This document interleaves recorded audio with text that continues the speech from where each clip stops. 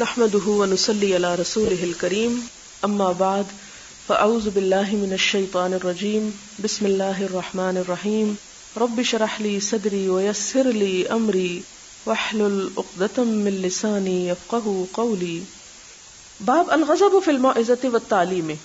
غضبناک ہونا واعظ کرتے وقت اور تعلیم دیتے وقت، یعنی کیا استاذ غصہ کر سکتا ہے جب وہ پڑھا رہا ہو یا نصیحت کر رہا ہو؟ اذا رأى ما يكره، جب وہ کوئی ایسی چیز دیکھے جو وہ ناپسند کرتا ہو، یعنی کیا اس کا ثبوت ہے؟ استاد کو یہ حق حاصل ہے کہ وہ طالب علم کے ساتھ غضب کا معاملہ کرے تعلیم کے دوران یا نصیحت کے دوران؟ تو اس کی دلیل کیا ہے؟ حدثنا محمد بن کثیر قال اخبرنا سفیان عن ابن ابی خالد عن قیس بن ابی حازم عن ابی مسعود الانصاری قال، ابو مسعود انصاری کہتے ہیں قال رجل، وہ ایک قصہ بیان کر رہے ہیں کہ ایک شخص نے کہا یا رسول اللہ، اے اللہ کے رسول صلی اللہ علیہ وسلم، لا اکادو، نہیں قریب ہوتا، ادرک الصلاۃ، کے پاس سکوں نماز کو، یعنی میں نماز میں تاخیر کر دیتا ہوں. ہاں، اب یہ جو قال رجل ہے نا، تو آپ پھر سوچیں گے یہ کون ہے؟ تو ان کا نام ہے حزم بن ابی کعب. یہ آئے آپ صلی اللہ علیہ وسلم کے پاس اور کہنے لگے کہ میں نماز میں دیر سے جاتا ہوں. مما، وجہ یہ ہے کہ یطول بنا فلان، لمبی پڑھاتے ہیں ہم کو فلاں شخص، اور یہ فلاں معاذ بن جبل ہے. یہ معاذ بن جبل جو ہے ہمیں بہت لمبی نماز پڑھاتے ہیں، اس لیے پھر میں ٹائم پہ نہیں جاتا، ذرا لیٹ جاتا ہوں تاکہ تھوڑی سی پھر پڑھوں. اب دیکھیں کتنے واضح بات کرتے تھے اور کتنے نیچرل انداز میں اپنی مشکل کو سامنے رکھتے تھے. تو کہتے ہیں فما رأیت، کون کہتے ہیں؟ ابو مسعود انصاری کہتے ہیں فما رأیت النبی صلی اللہ علیہ وسلم، تو نہ دیکھا میں نے نبی صلی اللہ علیہ وسلم کو فی موعظۃ، کسی نصیحت میں، اشد غضبا، اس سے زیادہ شدید غضب کی حالت میں، من یوم اذن، اس دن سے، یعنی جتنا آپ اس دن غضبناک ہوئے لوگوں کو نصیحت کرنے میں، اتنا غضب میں نے کبھی نہیں دیکھا.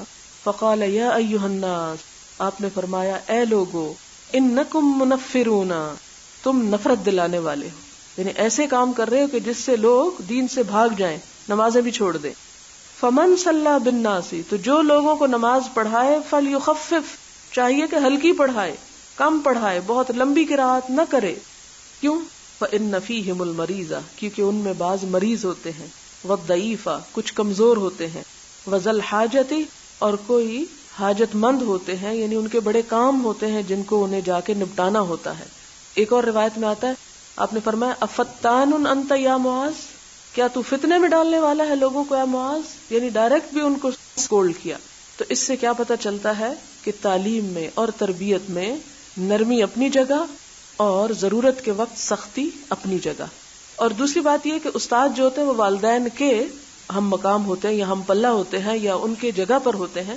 تو جس طرح والدین کو اپنی اولاد کو ادب سکھانے میں محبت اور سختی دونوں کی اجازت ہوتی ہے، اسی طرح حضور صلی اللہ علیہ وسلم کے نمونے میں یہ دونوں چیزیں ہمیں ملتی ہیں. لیکن سختی کبھی کبھی ہوتی تھی، نرمی زیادہ ہوتی تھی. اور ویسے بھی بعض اوقات یہ کیسز بھی ہوتے ہیں کہ لاتوں کے بھوت باتوں سے نہیں مانتے، یعنی بعض طالب علم ایسے ہوتے ہیں کہ جن کے ساتھ سختی نہ کی جائے تو ان کو بات سمجھ ہی نہیں آتی. حدثنا عبداللہ بن محمد قال حدثنا ابو عامر قال حدثنا سلیمان بن بلال المدینی عن ربیعہ بن ابی عبد الرحمن عن یزید مولی المنبعث عن زید بن خالد الجہنی ان النبی صلی اللہ علیہ وسلم سألہ رجل، کہ ایک شخص نے آپ صلی اللہ علیہ وسلم سے پوچھا، یہ عمیر تھے، ان اللقطۃ، گری پڑی چیز کے بارے میں. لقطہ کہتے ہیں رستے میں کھوئی ہوئی کسی کی گری ہوئی چیز ملنا، کہ میں اس کا کیا کروں، یعنی میں جا رہا ہوں اور راستے میں مجھے کچھ مل گیا ہے گرا ہوا، تو میں اس کا کیا کروں؟ فقال، تو آپ نے فرمایا اعرف، پہچانو، وقاءہا، اس کے دھاگے کو، یعنی اگر وہ کسی چیز میں بندھی ہوئی ہے تو اس کو پہچانو کہ وہ کس کی ہو سکتی ہے، یعنی اس کی نشانیاں دیکھو، مراد یہ ہے. وقاء کہتے ہیں اس دھاگے یا رسی کو جس سے کوئی برتن باندھا جاتا ہے، جیسے تھیلی ہوتی ہے نا تو اس کے اوپر ایک دھاگا ہوتا ہے نا جیسے کھینچ کے باندھ دیا جاتا ہے، تو وہ بعض اوقات اس میں خاص قسم کے وہ پھندنے لگے ہوتے ہیں یا کچھ، تو آپ نے فرمایا دھاگے سے پہچانو. او قال وعاءہا، یا آپ نے فرمایا کہ اس کا برتن پہچانو، یعنی جس چیز میں وہ گری پڑی ہے، وہ تھیلا یا لفافہ یا کوئی چیز، تو اس سے پہچاننے کی کوشش کرو. وافاسھا، اور اس کی تھیلی، یعنی جس میں اگر رقم وغیرہ تمہیں ملی ہے تو بٹوے کو پہچانو. مثلا بعض اوقات بٹوا ملا ہے، اس میں پیسے بھی ہیں اور اس کے اندر کارڈ بھی ہوتے ہیں کوئی، تو اس سے جاننے کی کوشش کرو. یا آپ کو معلوم ہے کہ آپ کئی دفعہ ایک شخص کو خاص بیگ اٹھائے ہوئے دیکھتے ہیں تو اس سے پہچاننے کی کوشش کرو کہ بیگ کس کا ہے. ثم عرفها، پھر اس کو پہچانو، سنتن، 1 سال تک، یعنی 1 سال تک تم کیا کرو، اس کو لوگوں کو بتاتے رہو، لوگوں کو اس کی پہچان کراتے رہو. ثم استمتع بها، پھر اس سے فائدہ اٹھا لو. یعنی اگر کوئی گری پڑی چیز تم کو ملتی ہے تو اس کا کیا کرو، اسے لوگوں کو بتاؤ. یہ نہیں کہ ایک دن ملی ہے اور آپ نے ایک دفعہ اعلان کر دیا اور اس کے بعد کسی نے نہیں لی اور آپ اسے آرام سے استعمال کر لیں. لقطے کے بارے میں فرمایا کہ 1 سال تک اس کو اپنے پاس رکھو اور اس کا اعلان وقتاً فوقتاً کرتے رہو تاکہ لوگوں کو پتہ چلے. ثم استمتع بها فإن جاء ربها، پھر اس کا مالک اگر آ جائے، فأدها إليه، تو اس کو ادا کر دو، یعنی اسے دے دو. قال، اس نے پوچھا، فضالۃ الابل، تو گمے ہوئے اونٹ کے بارے میں کیا خیال ہے؟ اگر کسی کا گما ہوا اونٹ ملے، اس کا مالک نہ ملے. فغضب، تو آپ غضبناک ہوئے. حتی احمرت وجنتاہ، یہاں تک کہ آپ کے گال سرخ ہو گئے. یعنی اس نے ایسا سوال کیا کہ جس سے آپ صلی اللہ علیہ وسلم غضبناک ہوئے. وجنہ کہتے ہیں یہ گال کے اوپر والے حصے کو. او قال احمر وجہہ، یعنی کہنے والا کہتا ہے کہ آپ کا چہرہ سرخ ہو گیا اس شخص کے اس سوال پر. فقال، تو انہوں نے کہا، کس نے؟ آپ صلی اللہ علیہ وسلم نے. وما لک ولہا، اس سے تمہارا کیا کام؟ ما لک، کیا ہے تجھ کو، ولہا، اور اس کو، یعنی اونٹ کے بارے میں تم نے یہ سوال کیوں کیا ہے؟ یعنی تمہارا یہ سوال ایک بیکار سوال ہے. معہا سقاؤہا، اس کے ساتھ ہے اس کے پانی رکھنے کی جگہ. یعنی ایک اونٹ جب بہت سا پانی پی لیتا ہے تو اس کے پیٹ میں اتنی جگہ ہوتی ہے کہ کئی دن تک اس کی ضرورت پوری ہو سکتی ہے. جوفہا، یعنی سقاءہا سے مراد یہاں پر اس کا پیٹ ہے. وحذاؤہا، اور اس کا جوتا. حذاء جوتے کو کہتے ہیں، لیکن یہاں مراد ہے سم، یعنی اس کا جو کھر ہے یا سم یا پاؤں ہے اونٹ کا، اگر کوئی اسے مارنے کے لیے آئے گا یا اسے نقصان دینے کے لیے تو اپنے پاؤں سے اس کو دور کر سکے گا. مراد کیا تھی آپ صلی اللہ علیہ وسلم کی کہ اونٹ اتنی بڑی چیز ہے، وہ کوئی گمنے کی چیز ہے. تمہیں اس کو کھلانے کی ضرورت نہیں، اسے پلانے کی ضرورت نہیں، اس کی حفاظت کی ضرورت نہیں. وہ گما ہوا ہے، گھوم رہا ہے تو گھومنے دو. اس نے جو کھا لیا یا پی لیا وہ اس کے لیے کافی ہے. یا کوئی اس کے اوپر حملہ آور ہوتا ہے جانور تو اس کا مقابلہ وہ اپنے پاؤں سے یا اپنی لات مار کے کر دے گا. پھر فرمایا ترد الماء، پانی پہ وارد ہوتا ہے. وترعى الشجر، اور درخت کو چر لیتا ہے. یعنی اتنی لمبی اس کی گردن ہوتی ہے کہ اگر زمین پر اس کو کھانے کے لیے کچھ نہیں ملتا تو وہ اونچے اونچے درختوں سے بھی اپنی خوراک حاصل کر سکتا ہے. فذرھا، تو اس کو چھوڑ دو. حتی یلقاھا، یہاں تک کہ ملے اس کو ربھا، اس کا مالک، یعنی اس کا مالک اس کو پکڑ لے. یعنی تمہیں اس کی فکر نہیں کرنی چاہیے اونٹ کی. قال فضالۃ الغنم، اس پر اس نے بکری کے گم ہونے پہ پوچھا کہ اگر کوئی گمی ہوئی بکری مل جائے. قال لک او لاخیک او للذئب، آپ نے فرمایا یا تو تم خود لے لو اس کو یا اپنے بھائی کو دے دو، یا پھر یہ کہ وہ بھیڑیے کے لیے چھوڑ دو. یعنی اسے پکڑ کے کہیں باندھ رکھو، کیونکہ اگر تم اس کو چھوڑ دو گے تو کیا ہوگا، بھیڑیا کھا جائے گا اس کو. اور اس میں آپ دیکھیں کہ لأخی کا کون سا ہے، یہ نہیں کہ اپنے رشتہ دار کو دے دو. جیسے لوگ مرغیاں پکڑ کے کہتے کہ کوئی نہیں اس کا والی وارث، اس لیے ہم اس کو کھا رہے ہیں یا بانٹ رہے ہیں. نہیں، لأخی کا سے مراد یہ کہ جس بھائی کی گمی ہوئی ہے اس تک پہنچانے کی کوشش کرو. یعنی اس کا وہی حساب ہے جو پہلے اوپر کسی بھی گری پڑی چیز کا ہو سکتا ہے. اچھا، اب یہاں سے کیا بات پتہ چلتی ہے؟ اس سے بات یہ پتہ چلتی ہے کہ علم کی مجلس کے کچھ آداب ہوتے ہیں، اور وہ آداب کیا ہیں کہ انسان سوال ضرور کرے لیکن ایسے سوال نہ کرے، یعنی جو کامن سینس سے انسان خود ہی ان کو گیس کر سکتا ہے یا سمجھ سکتا ہے. یعنی وہ بات پوچھنے میں کہ جو واقعی پوچھنے کے قابل ہو. ایسی باتوں کے پیچھے نہ پڑے کہ جس سے مجلس میں سب کا وقت ضائع ہو. کیونکہ ایک روایت میں آتا ہے نا کہ اچھا سوال بھی نصف علم ہوتا ہے. حدثنا محمد بن العلاء قال حدثنا ابو اسامہ عن برید عن ابی بردۃ عن ابی موسیٰ قال سئل النبی صلی اللہ علیہ وسلم، ابو موسیٰ اشعری کہتے ہیں کہ آپ صلی اللہ علیہ وسلم سے پوچھا گیا ان اشیاء، کچھ چیزوں کے بارے میں کرہھا، جو آپ کو ناپسند تھی، یعنی جن کا پوچھنا آپ کو پسند نہ تھا. فلما اکثر علیہ، جب آپ پہ کثرت کی گئی ان سوالوں کی، غضب، آپ غضبناک ہو گئے. ثم قال للناس، پھر آپ نے لوگوں سے کہا سلونی، پوچھو مجھ سے، اما شئتم، جو تم چاہتے ہو. قال رجل، تو ایک شخص نے کہا من ابی، میرا باپ کون ہے. قال ابو کا حذافہ، آپ نے فرمایا تیرا باپ حذافہ ہے. فقام آخر، ایک دوسرا کھڑا ہو گیا. فقال، اس نے کہا من ابی یا رسول اللہ، میرا باپ کون ہے اللہ کے رسول صلی اللہ علیہ وسلم. فقال ابو کا سالم مولا شیبہ، تیرا باپ سالم ہے جو شیبہ کا غلام تھا. فلما رأى عمر، تو جب عمر رضی اللہ تعالیٰ عنہ نے دیکھا ما فی وجہہ کہ جو آپ کے چہرے پر اثرات ہیں. قال یا رسول اللہ، تو انہوں نے انٹرپٹ کیا، ان سوالوں کو بند کیا اور عرض کیا، اے اللہ کے رسول صلی اللہ علیہ وسلم، انا نتوب الی اللہ عز وجل، کہ ہم توبہ کرتے ہیں اللہ عز وجل کی. یہاں توبہ کس بات سے تھی؟ کہ ہمارے سے آپ کو کوئی اذیت پہنچے. تو اس سے کیا پتہ چلتا ہے کہ سوال وہ ہونے چاہیے جس سے علم کا کوئی فائدہ ہو. اب ایک شخص اگر اس کو اپنے نسب میں کوئی شک ہے اور وہ حضور صلی اللہ علیہ وسلم سے سوال کر رہا ہے، ہو سکتا ہے کہ اس کا باپ جس کی طرف وہ منسوب ہے وہ نہ ہو، کوئی اور ہو. یعنی اگر کسی شخص کا ایسا راز کھل جائے تو اس سے اس کی اپنی بے عزتی ہے. اور دوسری بات یہ ہے کہ میرا باپ کون ہے، دادا کون ہے، اس سے دراصل کیا مقصود ہو سکتی ہے کہ آپ کے علم غیب کو جانا جائے. ظاہر ہے کہ آپ کے پاس علم غیب تو نہیں تھا. اگر ہم یہ سمجھے کہ وحی کے ذریعے آپ کو معلوم ہو گئی ایسی کوئی بات، تو قرآن پاک میں اس بات سے روکا گیا کہ لا تسألوا عن اشیاء ان تبد لکم تسؤکم. ایسی باتیں، ایسے سوال نہ کرو کہ اگر تم کو ان کا جواب دیا جائے تو تم کو ناپسند آئے، تم کو برا لگے. نمبر 1 کہ وہ ناپسندیدگی ہو ان جوابوں میں. نمبر 2 آپ صلی اللہ علیہ وسلم جس مقصد کے لیے آئے تھے اور جو دینا چاہتے تھے اس سے ہٹ کر اگر سوال کیے جائیں گے تو اس کا نتیجہ کیا ہوگا کہ آپ صلی اللہ علیہ وسلم کی انرجیز ایک ایسے کام میں ضائع کروا دی گئیں کہ جو آپ کے آنے کا اصل مقصود نہیں تھا. لہٰذا آپ صلی اللہ علیہ وسلم نے لوگوں کے اس قسم کے بیکار سوالوں کا نہ صرف یہ کہ ناپسندیدگی سے جواب دیا بلکہ اس پر شدید غضب کا بھی مظاہرہ کیا. کیوں؟ تاکہ دوسرے لوگ اس حماقت کو نہ دہرائیں. آپ دیکھیں کہ آپ صلی اللہ علیہ وسلم اگر دین کے بارے میں کچھ بتا رہے ہیں اور لوگ اپنے باپوں کا قصے لے کے بیٹھ جاتے ہیں تو نتیجہ کیا نکلے گا؟ اور جو سکھانے کی بات ہے وہ تو نہیں سیکھی جا سکے گی. یعنی یہ ایک طرح سے سوء ادب میں بھی شامل ہو جاتا ہے. آگے آتا ہے باب من برکا. برکا کا مطلب ہے گھٹنوں کے بل بیٹھنا. برکا اصل میں اونٹ کے بیٹھنے کو کہتے ہیں، اونٹ کا بیٹھنا. اور آپ کو اگر یاد ہو یا تصور میں لائیں کہ اونٹ کیسے بیٹھتا ہے، یعنی آگے سے ٹانگیں پھیلا کے نہیں بیٹھتا بلکہ دوہری کر کے بیٹھتا ہے. تو برکا یعنی جلسہ جاسین علی رکبتیہ، اپنے دونوں گھٹنوں پر، عند الامام، امام کے پاس، اول محدثی یا محدث کے سامنے. مراد اس سے کیا ہے؟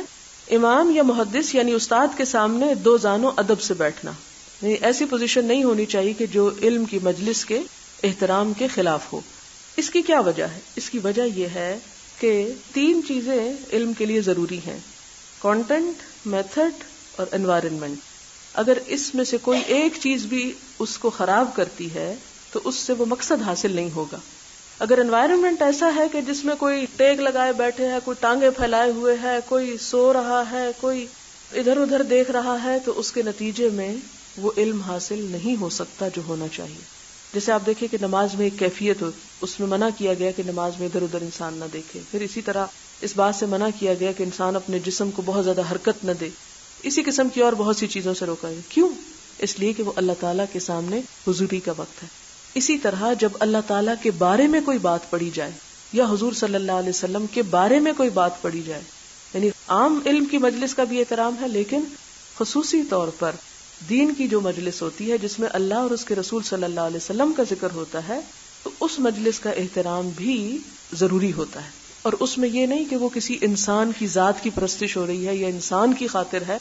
نہیں، مثال کے طور پر آپ سے بھی میں یہ کہوں گی کہ مثلاً آپ یہاں پر اگر ادب اور احترام سے بیٹھے ہیں تو میرے لیے نہیں، واللہ میرے لیے بالکل نہیں، آپ اللہ کے رسول صلی اللہ علیہ وسلم کے احادیث کے احترام میں، اور آپ کا احترام جو ہے وہ ہم پہ لازم ہے. تو جب آپ کی بات ہو رہی ہو اس کا احترام بھی لازم ہے، اور اس میں ہم اپنی جسمانی حالت میں بھی کوئی ایسی بے ادبی ظاہر نہ کریں. اب اس میں بھی وہ پہلی حدیث کوٹ کی گئی ہے، اس کو میں ریڈ آؤٹ کر دیتی ہوں. حدثنا ابو الیمان قال اخبرنا شعیب عن الزہری قال اخبرنی انس بن مالک ان رسول اللہ صلی اللہ علیہ وسلم خرج فقام عبد اللہ بن حذافہ فقال من ابی فقال ابوک حذافہ ثم اکثر ان یقول سلونی فبرک عمر علی رکبتیہ. برکا یعنی دو زانوں ہو کے بیٹھ گئے عمر، علی رکبتیہ یعنی اپنے گھٹنوں کے بل. فقال رضینا باللہ ربا وبالاسلام دینا وبمحمد صلی اللہ علیہ وسلم نبیا. یعنی ایک طرح سے آپ صلی اللہ علیہ وسلم کا غصہ ٹھنڈا کرنے لگے اور آپ کے سامنے یہ جو سینٹنس بولا گیا ہے رضیت باللہ ربا، یعنی آپ جو کچھ ہمیں دے رہے ہیں ہم اس کو قبول کرتے ہیں، اور اگر ہم سے آپ صلی اللہ علیہ وسلم کی شان میں کوئی گستاخی ہوئی یا ایسی بات ہوئی جس سے آپ ناراض ہوئے تو اس پر بھی ہم آپ سے معذرت خواہ ہیں. الفاظ کا معنی کیا ہے؟ راضی ہو گئے ہم ساتھ اللہ کے رب ہونے پر، یعنی ہم نے اپنی خوشی سے اللہ کو رب مان لیا. وبالاسلام دینن، اور اسلام کو اپنا دین مان لیا. وبمحمد صلی اللہ علیہ وسلم نبیًا، اور محمد صلی اللہ علیہ وسلم کو ہم نے اپنا نبی تسلیم کر لیا.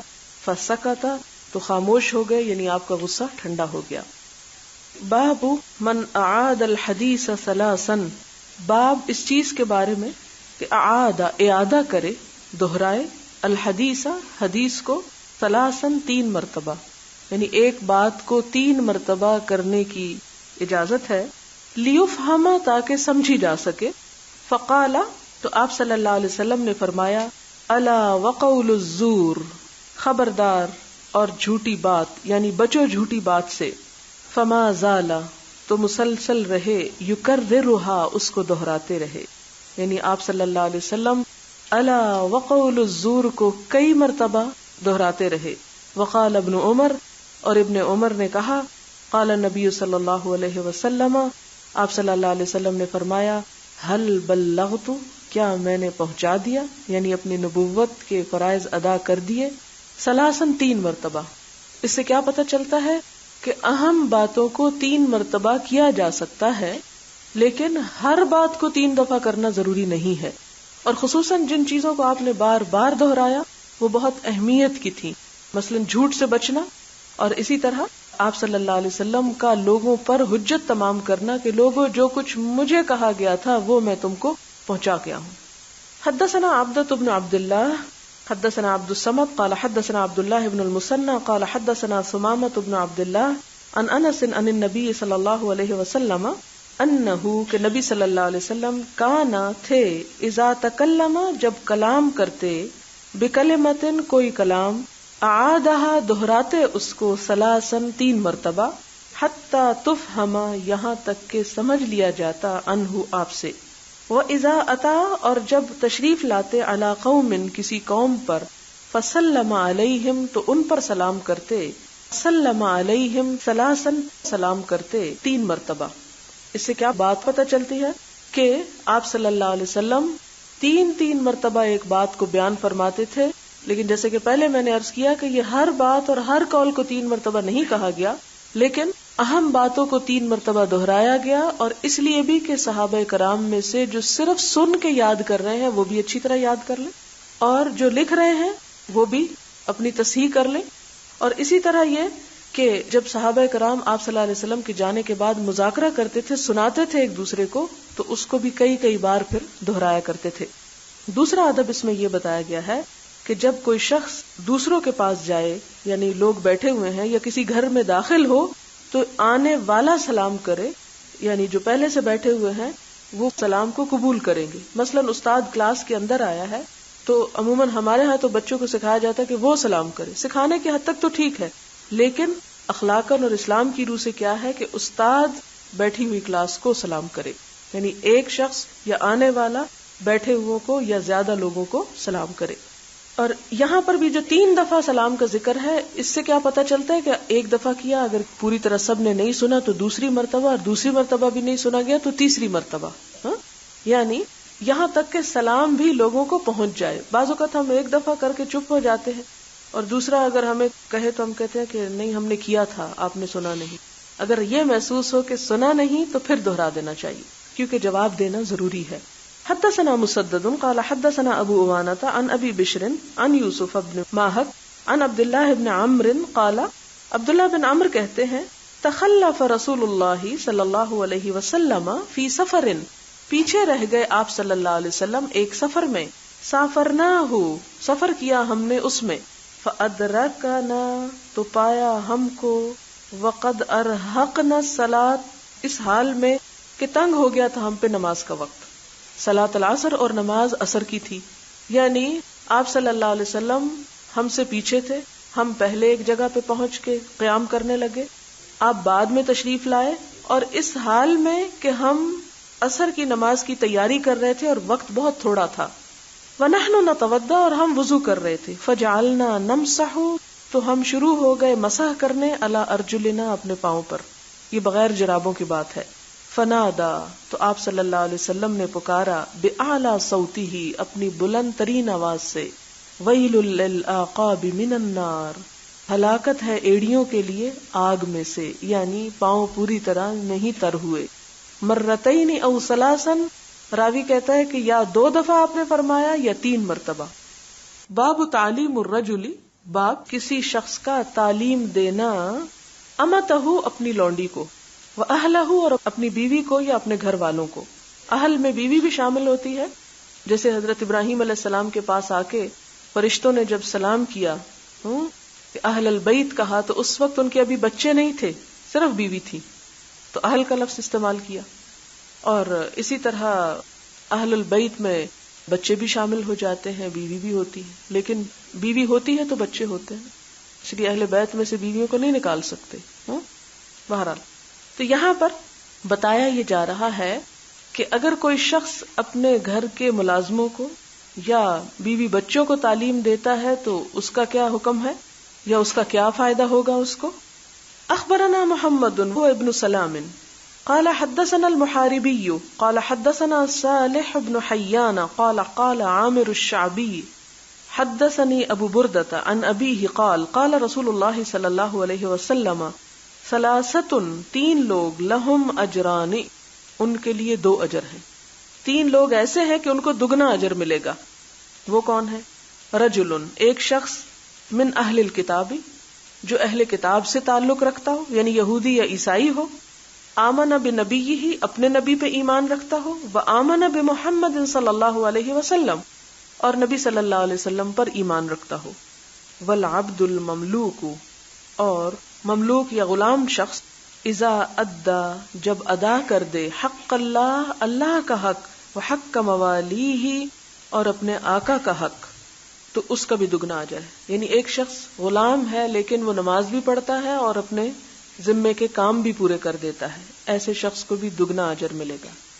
ورجل، اور ایک شخص، کانت تھی، اندہ، اس کے پاس، امتن، ایک لونڈی، فادبہا، پھر اس نے ادب سکھایا اس کو، یعنی تعلیم دی، فاحسن تادیبہا، پھر عمدہ سکھایا اس کو ادب، یعنی عمدہ طریقے سے اسے مؤدب کیا، اچھا کیا ادب سکھانا اس کا.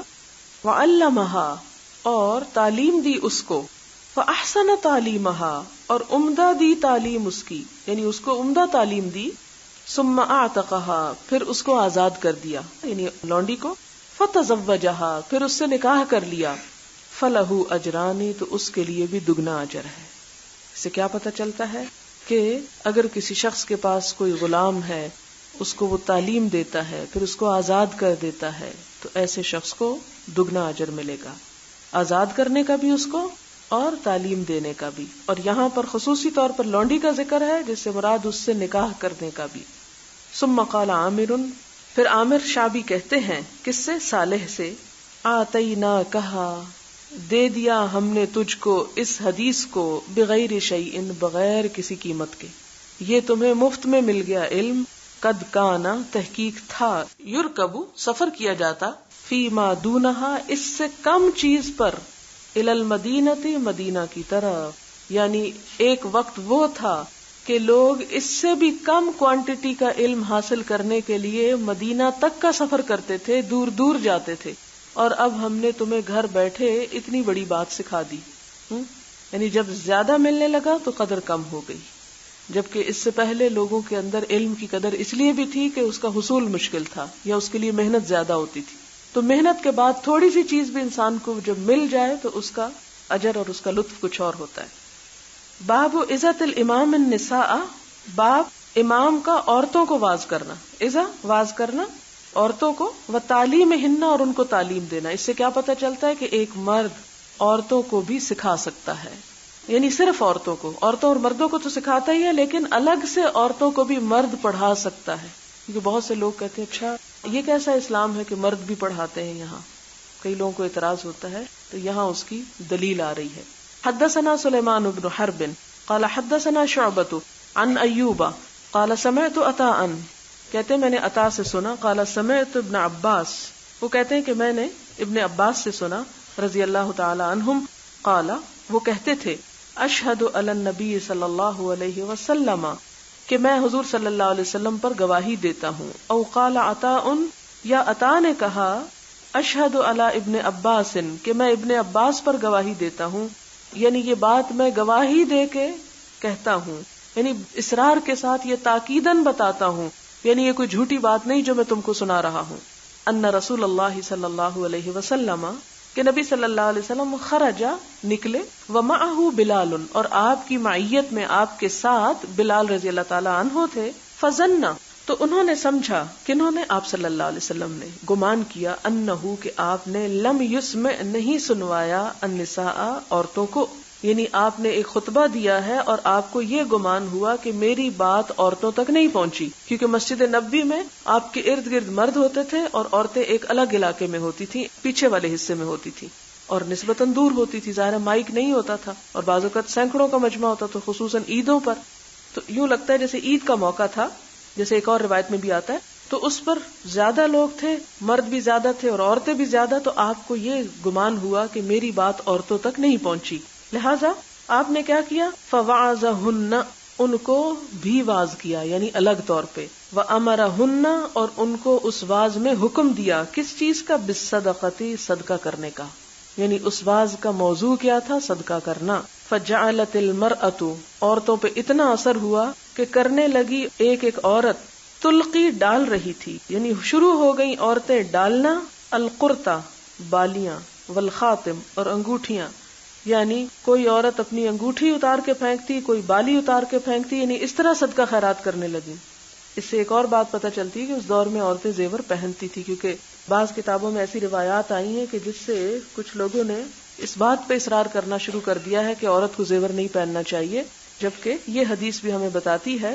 ظاہر ہے کہ اگر پہننا ہی منع تھا تو وہ پہن کے ہی نہ آتی، اور آپ پہلے تو ان کو یہ منع کرتے کہ زیور پہننا بند کرو. خیر، تلقی القرط والخاتم کہ وہ پھینک رہی تھی بالی اور انگوٹھی، یعنی کوئی بالی پھینکتی کوئی انگوٹھی پھینکتی. وہ بلال آپ صلی اللہ علیہ وسلم نے تو واز دیا، لیکن یہ بالیاں اور انگوٹھیاں کہاں پھینکی گئیں، کس نے سمیٹی، کس نے اٹھائیں؟ بلال رضی اللہ تعالی عنہ یاخذ لے رہے تھے، وصول کر رہے تھے، فی طرف ثوبہ اپنے کپڑے کے کنارے میں یا ایک کونے میں. یعنی عورتیں پھینک رہی تھی، کہاں پھینک رہی تھی؟ زمین پہ پھینک رہی تھی یا آسمان پہ؟ نہیں، وہ بلال رضی اللہ تعالیٰ عنہ کے ہاتھ میں ڈال رہی تھی اور بلال نے آگے کپڑے کے یعنی ایک کنارہ کیا ہوا تھا جس میں عورتیں رکھ رہی تھی.